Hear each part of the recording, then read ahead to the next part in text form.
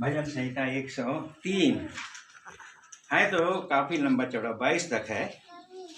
जो मुख्य है उसको देखेंगे, बाकी सबको हम स्टेप बाय स्टेप देखते जाएंगे, पढ़ेंगे 1 से 5 पद तक, बारी बारी करके पढ़ेंगे। हे मेरे मन, यहोवा को धन्य का, और जो कुछ मुझ में है वह उसके पवित्र नाम को धन्य कहे।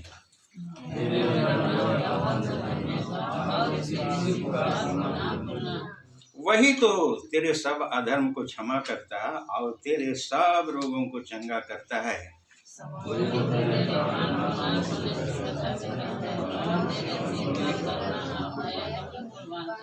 वही तो तेरी लालसा को उत्तम पदार्थों से तृप्त करता है, जिससे तेरी जवानी रुकाव किनाई नहीं हो जाती है। सो परमेश्वर अपने वचन में बढ़ जाने पर आशीष दी। यहाँ पर कुछ शब्दों को देखेंगे, हम बचपन से पढ़ते आ रहे हैं लेकिन कभी शायद ध्यान नहीं देते हैं। हे मेरे मन, अब दाऊद क्यों बोला मन को कहा, अपने मन को वो कहता है हे मेरे मन, परमेश्वर को, यहोवा को धन्यवाद, धन्य कहा है, उसकी स्तुति का। ये मन क्या होता है? हमने कभी सोचा है वो मन क्या है? हमारे शरीर की बनावट किससे किससे हुई है? 3 चीज से हुई है। हमारा शरीर में कितने हैं?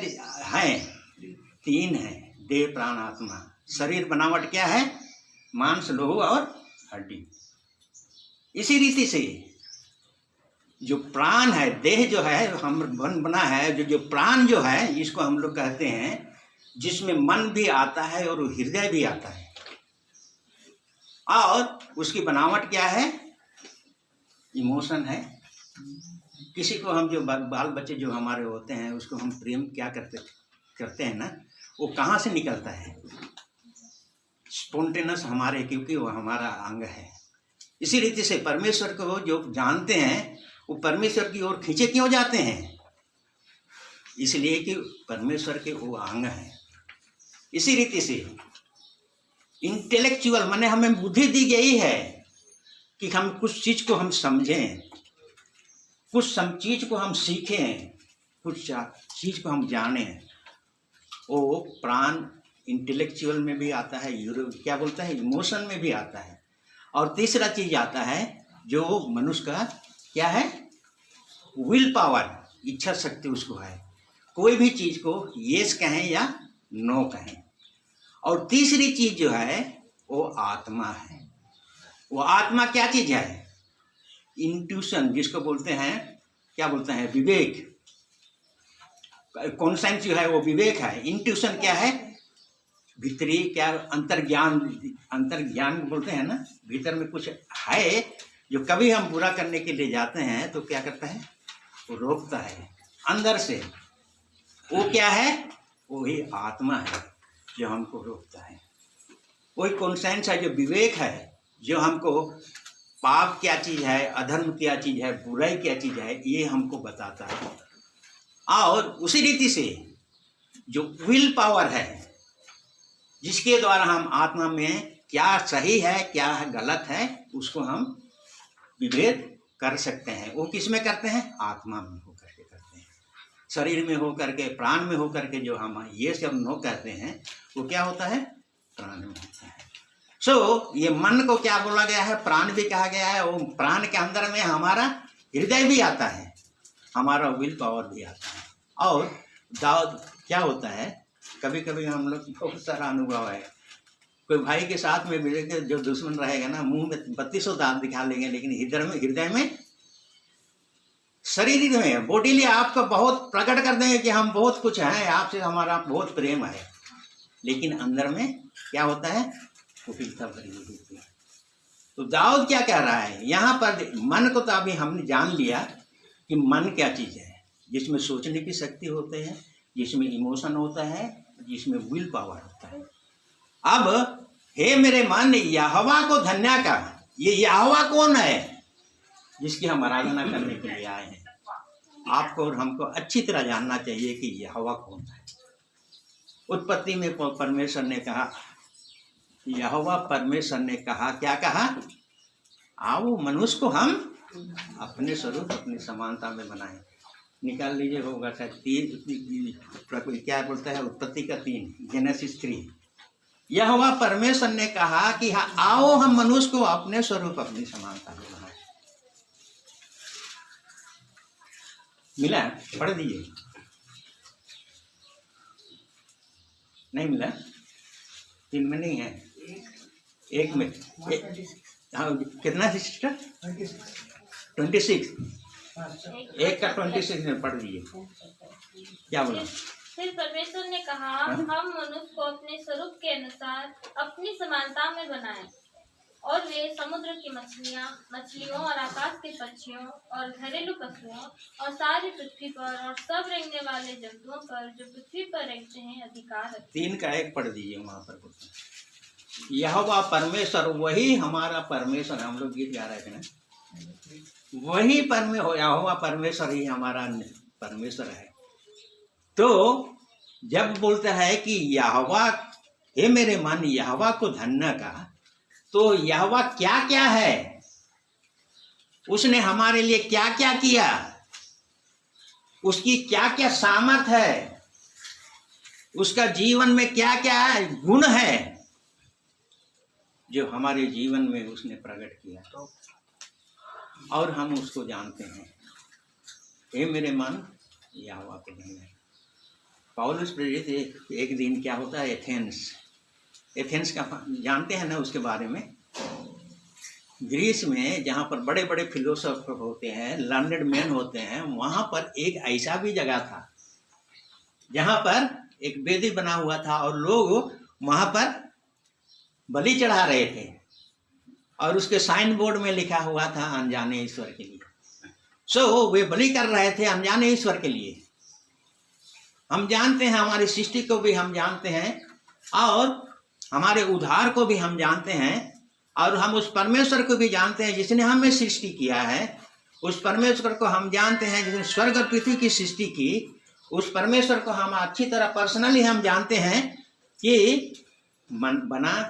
अभी हम लोग गाना में गा रहे थे ना, कितना अच्छा था, याकूब को तूने चुना, और क्या किया, और क्या किया, कितने ध्यान दे रहे थे, इस्राएल को तूने रूप लिया, है ना। गाना में हम लोग गा रहे थे ना, इस्राएल को तूने चुना। वो इस्राएल कैसा था? अड़ंगा मारने वाला, लूटने वाला, छीनने वाला, हमारे ही जैसे। हम मेरा भी वही स्वभाव था जब हम प्रभु में नहीं आए थे। परमेश्वर ने उसको चुना, आगे चल कर के उसको युद्ध हुआ, और उसको परमेश्वर ने एक रूप दिया, इस्राएल का रूप दिया। हम लोग गाना गा रहे थे ना, कितने लोग ध्यान कर रहे थे, याकूब को तूने चुना, और क्या है, इस्राएल को तूने क्या किया, रूप दिया।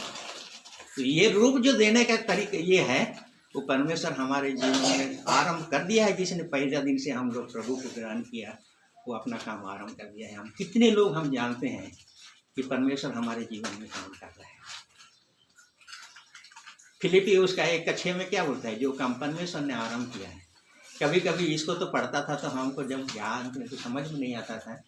अरे 5 दिन तो परमेश्वर ने स्वर्ग और पृथ्वी को रचा, और 6ठा दिन उसने विश्राम किया है। अरे काम कहाँ से और एक आ गया, जो काम परमेश्वर लगा हुआ है, और वो काम कितना सहज था।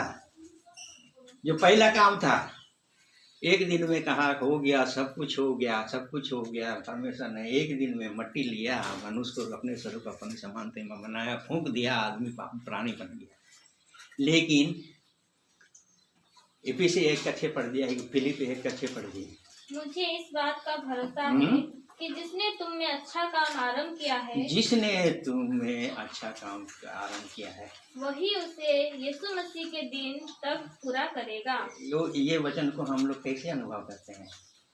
परमेश्वर किसी के क्या बोलता है, आजकल होता है ना, दादा लोग होता है किसी के जमीन में जबरदस्ती जाके खूंटा गाड़ देता है। हमारा परमेश्वर वो परमेश्वर नहीं है। आप अगर स्वतंत्रता देंगे, आपकी इच्छा है, आपकी मानसा है काम करने के लिए परमेश्वर को, तब वो काम करेगा। जबरदस्ती किसी के पास नहीं गया, उधार हमको मिल गया। हम परमेश्वर को कितनी स्वतंत्रता देते हैं। ये परमेश्वर, मैं एक दिन बिगड़ा हुआ था, ये काम तू आरंभ किया है एक परमेश्वर प्रभु यीशु मसीह का रूप देने के लिए, ये काम उसी दिन से आरंभ किया है। और हमारा जीवन कितना होता है, घास की नहीं है, फूल की नहीं है, छाया की नहीं है, थोड़े दिन के है। उतने ही दिन में परमेश्वर हमारे जीवन में एक काम शुरू कर दिया है। और ये काम एक दिन में नहीं है, जब तक हम जीवित रहेंगे। उसके बाद आज ही हम बोल रहे थे कि घर में क्या हम तो 60 साल या 80 साल जिएंगे, परमेश्वर काम करेगा। उसके बाद परमेश्वर का काम किस में लगेगा? जो नया आएंगे विश्वासी, उनके पास। और ये काम चलता रहेगा न्याय के दिन तक। परमेश्वर के लिए आराम नहीं है। उसी दिन आराम मिलेगा जब एक परफेक्ट मनुष्य बना करके परमेश्वर प्रभु यीशु मसीह कलीसिया को क्या करेगा, ग्रहण करेगा। सो यहाँ पर देखें, मन है और यहोवा है। हे मेरे मन यहोवा को, यहाँ पर लिखा है धन्य का, लेकिन इंग्लिश में क्या बोलता है? उसकी स्तुति कर, उसकी स्तुति कर। और नीचे में और एक तो शब्द जोड़ा है, हम उसको देख रहे थे, वही तो तेरे सब अधर्म को संगा करता है। वो नहीं, उसके बाद में क्या लिखा है? धन्य का, हे मेरे मन यहोवा को धन्य का और उसके किसी उपकार को नहीं भूलना। वही तो तेरे सब अधर्म को क्षमा करता है, सब रोगों को चंगा करता है। वही तो तेरे प्राण को नाश होने से बचा देता है। हाँ, उसी में 1 नंबर ही में है, यहोवा को धन्य का और जो कुछ मुझ में है उसके नाम को धन्य का। हम लोग कभी कभी बहुत कम सा ध्यान देते हैं नाम के ऊपर में, लेकिन किसी की पहचान पहला तो उसके नाम से होता है, उसके काम से होता है, उसके जीवन से होता है। तो हम परमेश्वर को कैसा पहचानेंगे, कैसा जानेंगे? उसने क्या क्या हमारे लिए किया कि हम परमेश्वर को, यहोवा परमेश्वर को हम धन्य कहेंगे, उसकी स्तुति करेंगे। वो महासामर्थी है, वो महासामर्थी है। हम लोग कहते हैं वो सामर्थ जो परमेश्वर सृष्टि करने में लगाया, वही सामर्थ आपको और हमको उसके पुत्र के रूप में लाने के लिए, वही सामर्थ हमें भी लगा रहा है, उससे घटी नहीं। वही सामर्थ है। हम लोग पढ़ते क्या है? प्रभु यीशु मसीह को परमेश्वर ने क्या किया? ऐसे जी उठ गया। प्रभु यीशु मसीह ऐसे जी उठ गया। परमेश्वर ने अपनी सामर्थ से उसको जिलाया।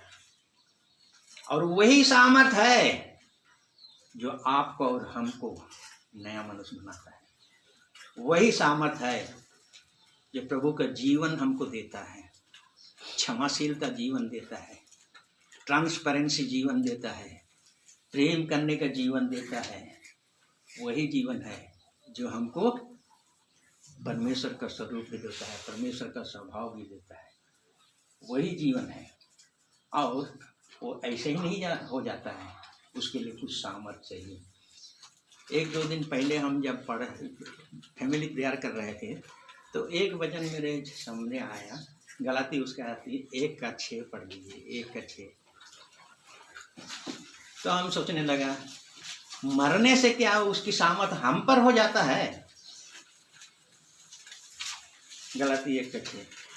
मुझे आश्चर्य होता है कि जिसने तुम्हें मसीह के अनुग्रह में बुलाया, उसे तुम इतनी जल्दी फिर कर और भी प्रकार के समाचार क्यों झुकाए? माफ कीजिएगा, वो नहीं है, दूसरा है 1:3 होगा तब, देखिए तो नहीं, हाँ 1:4।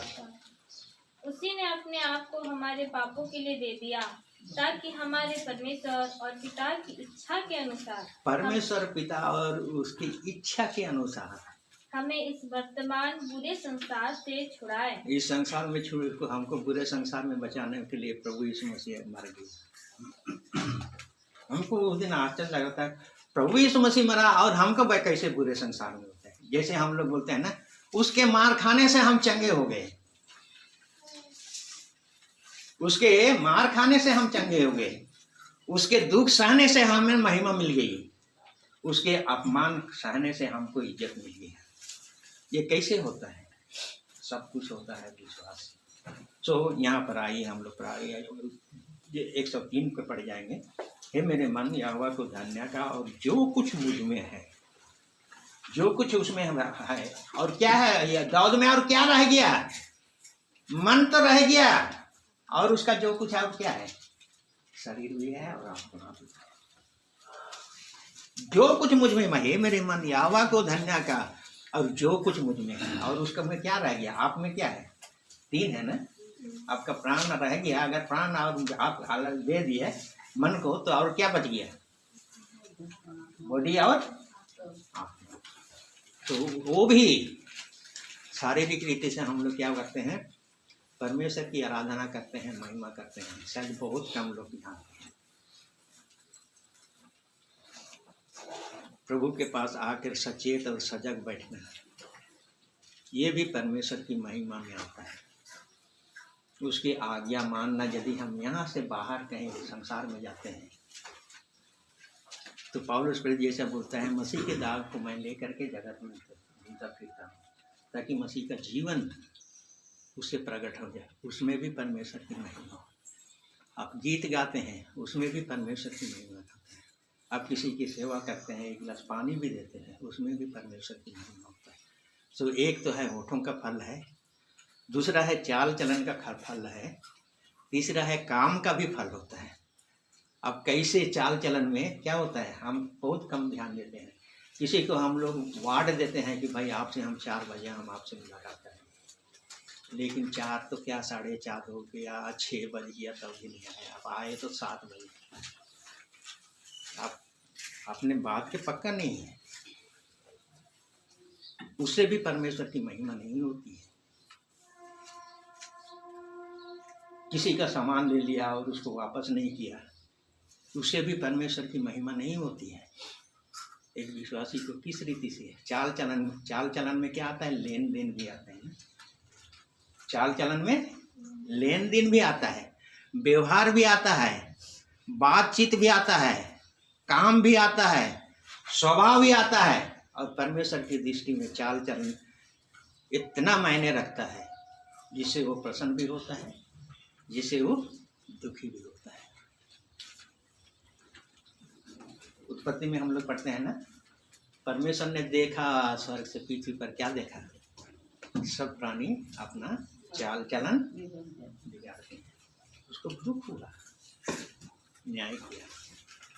और इसीलिए विश्वासियों के लिए एक उद्धार पाने के लिए 4 सुसमाचार है, लेकिन एक उद्धार पाए हुए मनुष्य को परमेश्वर के रूप में, प्रभु के रूप में लाने के लिए कितनी क्या बोलता है, पत्रिकाएं लिखी गई है। और सब में सब विश्वासियों के लिए ही लिखा गया है कि कैसे जिए, कैसे आराधना करें, कैसे परमेश्वर का धन्यवाद करें, कैसे हम जग समाज में रहें, कैसे हम क्या करें।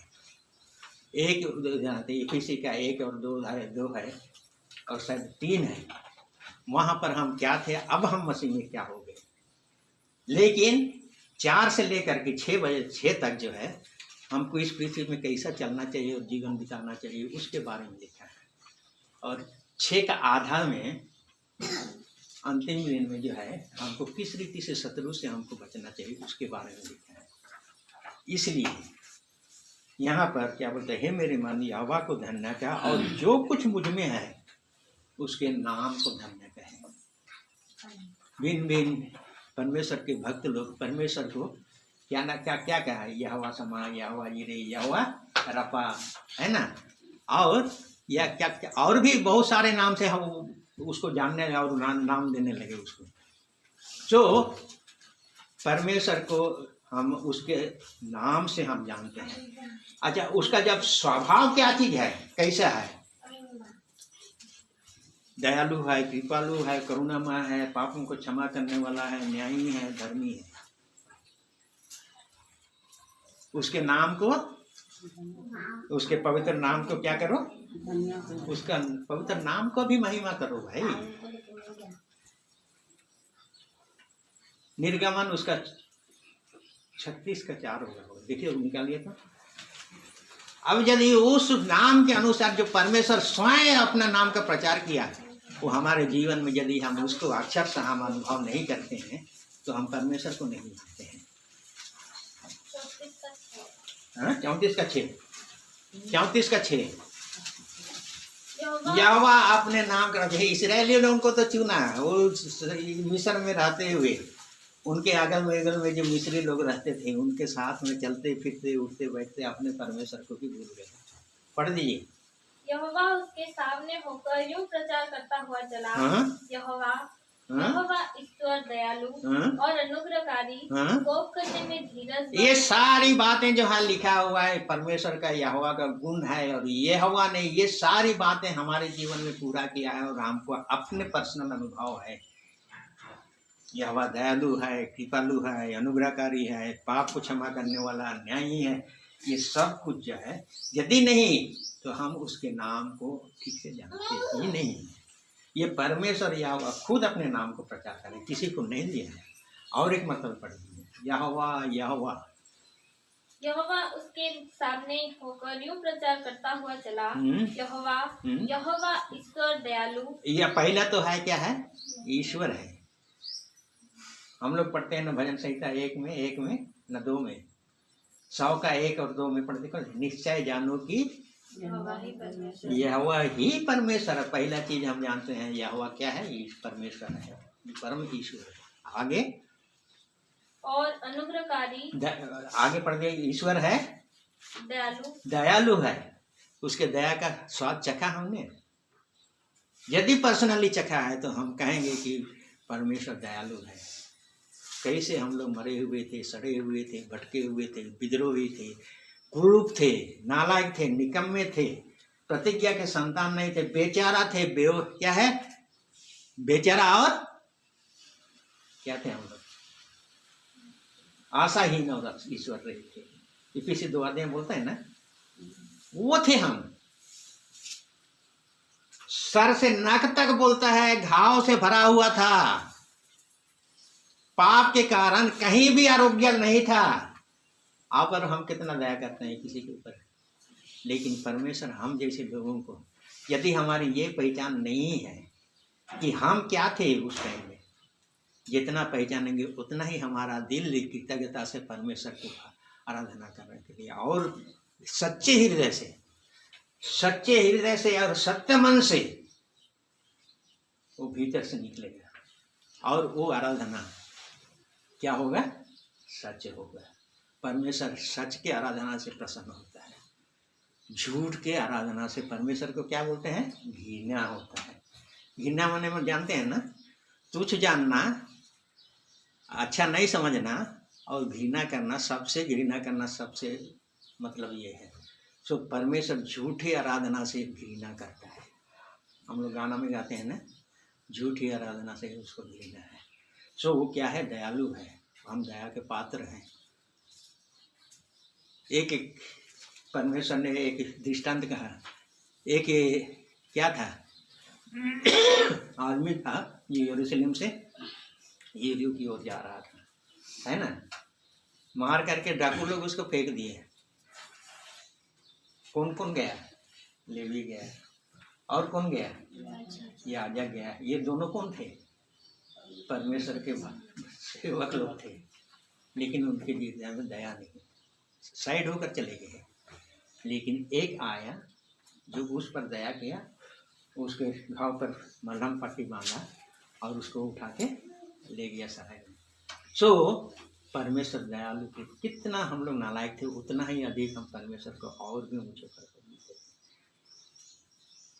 आगे पढ़ दीजिए, दया और अनुग्रहकारी। ये अनुग्रह उस दिन से परमेश्वर को पुराने नियम से जानते हैं, वही अनुग्रह उससे बढ़कर नया नियम में आया है प्रभु यीशु मसीह के द्वारा। इसीलिए जन्म के बाद में उसको क्या बोला? प्रभु यीशु मसीह जन्म लिया तो क्या बोला? अनुग्रह पर अनुग्रह लेकर आया। वो अनुग्रह जो पुराने नियम में था उससे भी बढ़कर नए नियम में अनुग्रह पर अनुग्रह है। दया, करुणा, अनुग्रह। यदि हम चाहते हैं कि हमने अपने काम से, अपने वंश से, अपनी बुद्धि से, अपने ज्ञान से हमने क्या हुआ है आज जो कुछ है, तो वो अपने कारण, तो ये सबसे बड़ा मुद्दा है। आगे पढ़ दिए। उसके लिए अनुग्रह की कोई दरकार नहीं है। इसीलिए तो उसे व्यवस्था जज के द्वारा यदि तुम धर्मी ठहरना चाहते हो तो परमेश्वर के अनुग्रह की कोई दरकार नहीं है। प्रभु यीशु मसीह मानने का कोई जरूरी नहीं है। लोग यही विश्वास करते थे ना कर्मों के ऊपर में। आगे पढ़ दिए।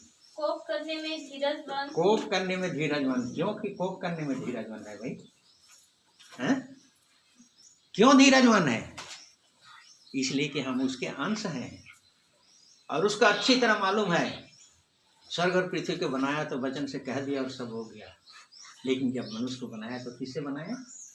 मट्टी लेकर बनाया। मट्टी में क्या गुण है सबको जानते हैं। तुरंत बिगड़ने वाले, तुरंत भटकने वाले, गिरने वाले हैं। और इसलिए वो क्या है? अनुग्रहकारी परमेश्वर। पढ़ भी आगे जल्दी। और अति करुणामय। और अति करुणामय है। वो दया दिखाने में, चाहे तुम्हारे पाप जितने भी अधर्म हो, पाप हो, बुराई हो, अशुद्धता हो, प्रभु के पास आकर के उसको मान ले। कल हम लोगों का फैमिली प्रेयर में दाऊद के बारे में था।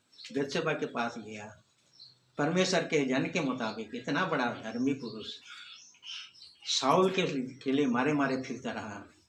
उसको शाऊल को मारने के लिए ऐसा अवसर भी आया, लेकिन मरा नहीं। क्यों? उसके लिए कि परमेश्वर के वचन का भाई माना। वही पुरुष क्या हुआ? बेतशेबा के जाल में फांसी किया। और एक के बाद दूसरा, दूसरा के बाद तीसरा, तीसरा के बाद में ऐसा पाप किया। हम कभी कभी अपने पर्सनली हम सोचते थे परमेश्वर का जन जिसके अंदर परमेश्वर की आत्मा है, एक पाप करने के द्वारा उससे भी बढ़कर पाप करने के लिए उसका मन कभी क्या सोचा नहीं। तीसरा किया, हत्यारा बना, व्याभिचारी बना, क्या बोला? चुगल, क्या बोलता है उसको? कपटी बना, हत्यारा बना। इतना सब कुछ होने के बाद भी उसको मालूम नहीं है।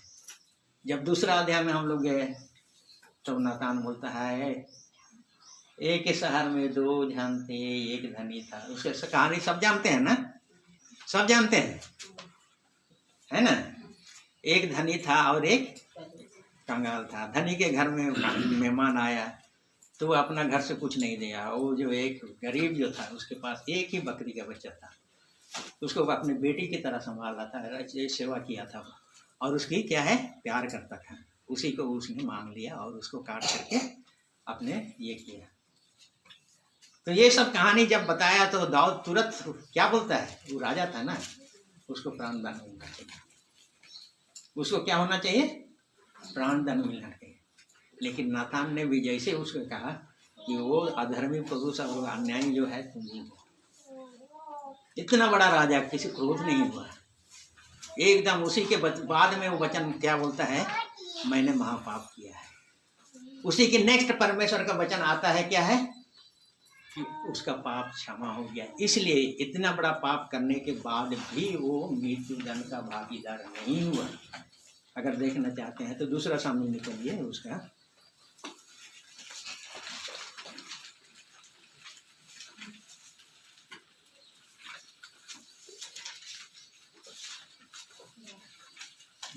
बारह में है ना? तेरह, दूसरा सामने 12।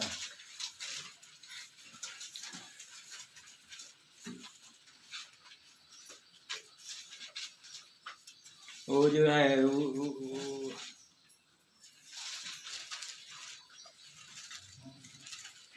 वो जो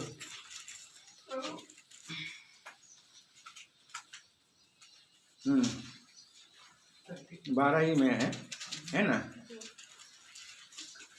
यहाँ पर बोलता है 13 पद में, दाऊद ने नताल से कहा मैंने यहोवा के विरुद्ध पाप किया है। तुरंत मान लिया उसने, आगे पीछे कुछ नहीं, अगर मगर कुछ नहीं किया।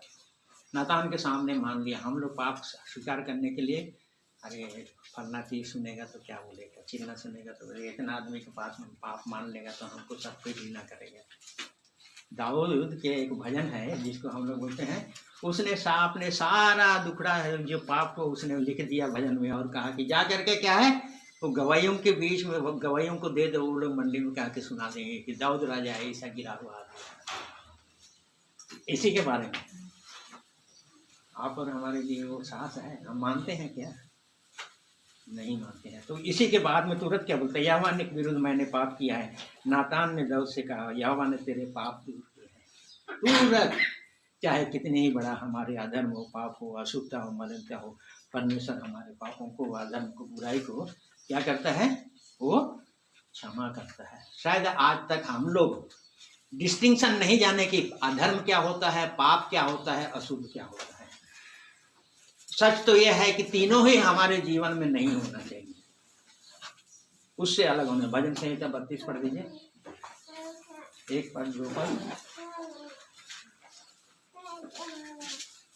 क्या ही धन्य है क्या ही धन्य है वह पुरुष जिसका अपराध क्षमा किया गया, अपराध है एक है आगे, और जिसका पाप ढांपा गया वो हो। पाप है। और क्या ही धन्य है वो मनुष्य जिसके अधर्म का यहोवा लेखा ना ले, और जिसकी आत्मा में कपट ना हो। जिसकी आत्मा में कपट है। सो 3 चीज है, अधर्म है, पाप है और अशुद्धता है। तीनों को हमको जानना चाहिए। सच तो ये है कि पाप हमको मृत्यु लाती है, लेकिन अधर्म और अशुद्धता हमको शुद्धिकरण मांगता है। इसको अच्छी तरह जानना चाहिए। सो यहाँ पर करता है, और जो कुछ मुझ में है उसके पवित्र नाम को धन्य कहे। हे मेरे मन, यहोवा को धन्य कहा और उसके किसी। यहाँ पर ये तो दाऊद का भजन है, ये दाऊद ने अनुभव किया और इस भजन को हमें लिख दिया है। इसमें आप अपने साथ में जितने आपका उपकार है आप अपने से जोड़ लीजिए, उसमें और भी जोड़ लीजिए। क्या क्या क्या, और जो मेन है, जो दाऊद के साथ हमारा मिलता जुलता है, क्या उपकार है। पहला उपकार है सब अधर्म को क्षमा किया। दूसरा उपकार है सब रोगों को चंगा किया। तीसरा उपकार है क्या है, प्राण को नाश होने से बचा लिया है। चौथा उपकार क्या है, सिर पर करुणा और दया का मुकुट बांधता है। पांचवा उपकार क्या है, तेरी लालसा को उत्तम पदार्थ से तीर्थ करता है, जिससे तेरी जवानी मुकाब की नहीं होता है। ये तो दाऊद का अनुभव था, जो आप और हमारे साथ भी ये सब कुछ हमसे मिलता जुलता है। इसके अलावा भी परमेश्वर आपके लिए क्या क्या उपकार किया है, क्या क्या भलाइयाँ की है, आप जानते होंगे। उन सबके लिए भी परमेश्वर को क्या करो, स्तुति करो, परमेश्वर को धन्यवाद दो, परमेश्वर की महिमा करो।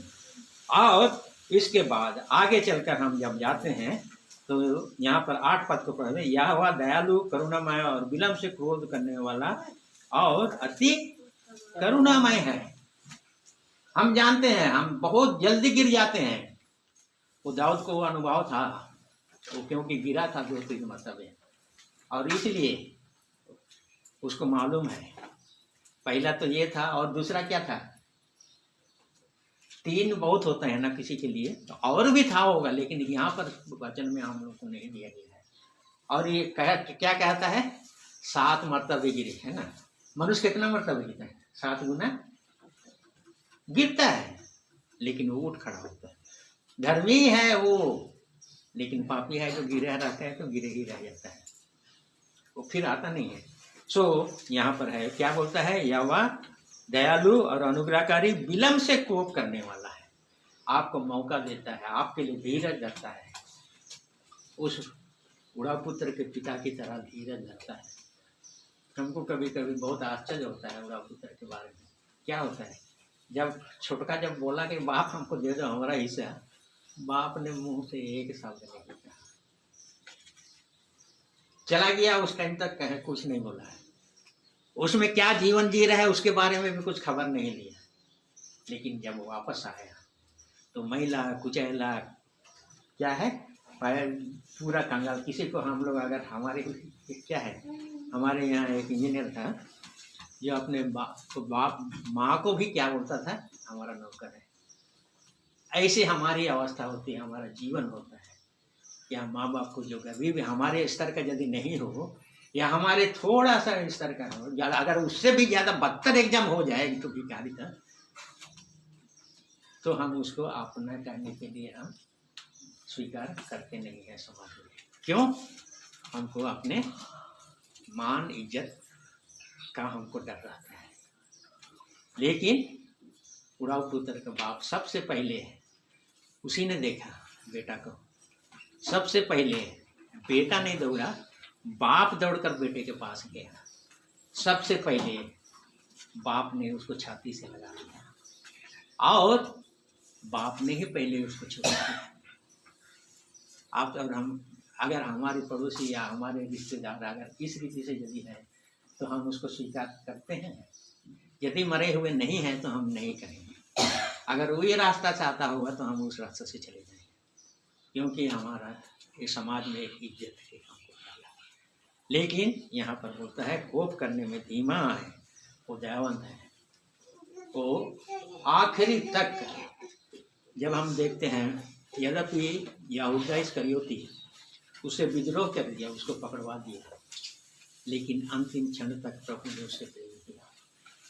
लास्ट सफर में क्या होता है, प्रभु ने रोटी ली और उसको डुबो कर दिया और किसी चेले के पास उसका, क्योंकि वो लोग तो उसके प्रेम में बने हुए थे इसलिए उनको कहने लगे, लेकिन डुबो कर यहूदा को ही दिया, अपना प्रेम जताया, लेकिन उस प्रेम को उसने नहीं जाना। और क्या हुआ, उसकी संगति में से रात को निकला और चल दिया। परिणाम क्या हुआ, गाछ में टंगा, सुसाइड किया, ऊपर से गिरा नीचे, उसका शरीर फट गया। ये दुर्दशा होती है।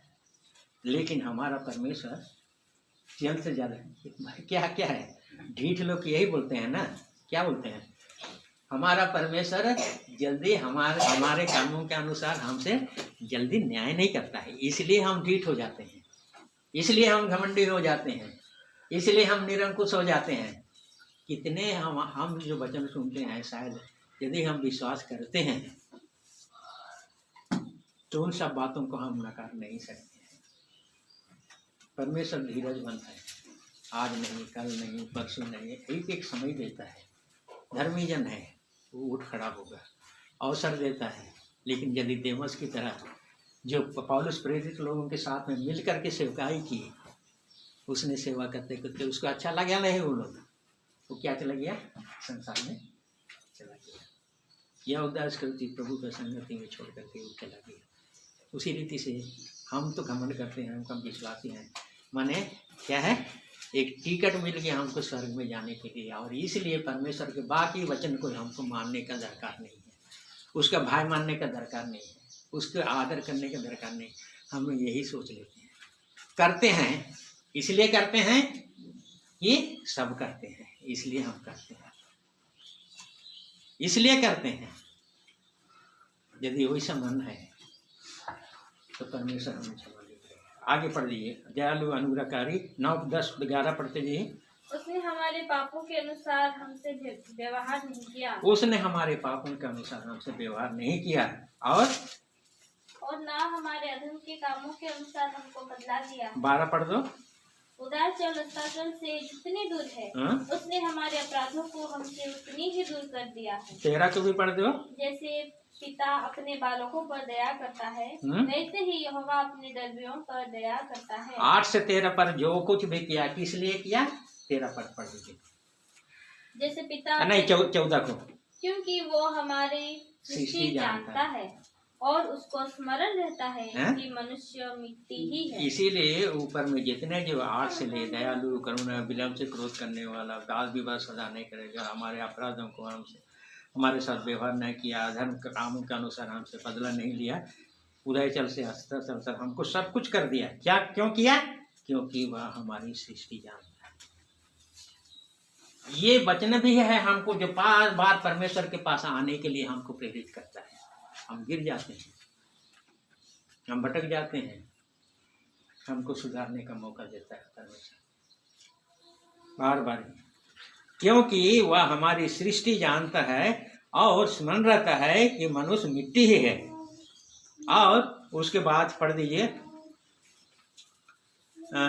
अंत करेंगे, बहुत गर्मी है, 22 को। हे यहोवा की सारी सृष्टि, उसके राज्य के सब स्थानों में उसको धन्य कहो। हे मेरे मन, तू यहोवा को धन्य कहो, क्योंकि हम भी उसकी सृष्टि हैं। यहाँ वचन का क्या बोलता है, हे यहोवा की सारी सृष्टि, क्या करो, उसके राज के सब स्थानों में उसको क्या कहो, हम भी उसकी सृष्टि हैं। बहुत कम हम लोग आराधना में करते हैं, यहोवा मेरी सृष्टि करता है, दयालु, कृपालु, अनुग्रहकारी, परमेश्वर पिता है ना, वो हमारा स्वर्गीय पिता है, हम उसकी सृष्टि हैं, उसको क्या है करें, हम उसकी आराधना करें, स्तुति करें और परमेश्वर को क्या करें, उसकी महिमा करें। सो जिसको अगर नहीं मिलता है आराधना करने के लिए, निराश नहीं हो। और सच में है, जब हम आरंभ से लेकर के जब गीत में समझ के गाते हैं तो उसमें क्यों लिखा गया है हेडिंग में, आराधना, स्तुति, धन्यवाद समझ के साथ अगर जाते हैं, परमेश्वर आपका दिल को जानता है, हृदय से गाते हैं, उसी में आपका आराधना भी हो जाता है, परमेश्वर का धन्यवाद भी हो जाता है, परमेश्वर की। और अगर पर्सनली मिलता है तो मौका मन नहीं छोड़ना चाहिए, जरूर आराधना चढ़ाना चाहिए। प्रभु अपने वचन को